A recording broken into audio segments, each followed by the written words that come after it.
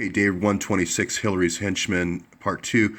I did not mean to say that the only program that Hillary was using was these entrapment schemes that Andrew McCabe came up with.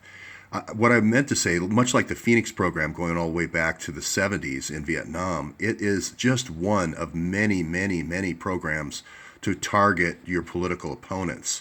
Pug Winokur here, DynCorp, for instance, has the contract, the backbone contract for managing the data of 30 different federal agencies. Bureau of Prisons is just one of them.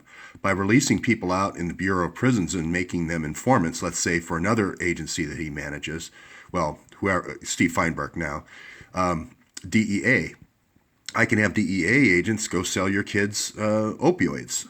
And if they end up ODing, that's a beautiful 20-year-old heart.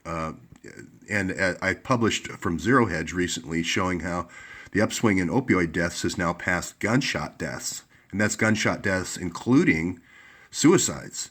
So that's just DEA. Stu Rothenberg, very good friend of James Comey and Andrew McCabe, runs that show. What we've seen is DEA agents being installed over a 20-year period. These informants, they have regular territories. Another way is to withhold health care. The VA is just one example. Medicaid and Medicare is another example, where I disapprove you for Medicaid or Medicare. If you're not on my list, if you're on my target list, I disapprove you, or I push you off until you die, and then I approve you, or VA. We can just go down the list. BLM, I can say you need to do a whole bunch of things on your farm or a whole bunch of things on your ranch. You can kind of just go down the list of every agency that they control the data for. They also did the FBI backbone as well, so they know everything that's going on. The CIA knows everything that's going on in the FBI field offices as well. So they can get in front of all of these investigations and turn them off if they're people on your side, and turn them on or accelerate them through the court system and so forth, and the prosecutors if they're your targets. This is exactly what we have done in other more totalitarian societies, is using all the departments, the 30 federal departments that DynCorp manages, to take down your targets for extorting political contributions, as well as now harvesting.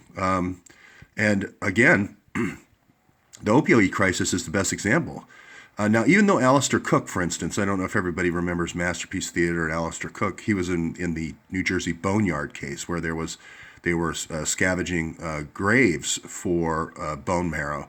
So that was a 95-year-old. So if you can still get value out of a 95-year-old body, I think they can get value out of mine, which is 56. But your 20-year-old's heart is far more valuable than a 56-year-old heart, especially the liver, so and kidneys as well. So again, this is why the Syrian hearts are so valuable, because no smoking, no drinking in that society, young men and so forth. So anyway, I did not mean to say in any way, in shape or form, that only entrapment schemes for like sexual entrapment schemes are the only way that you could get money to your political party.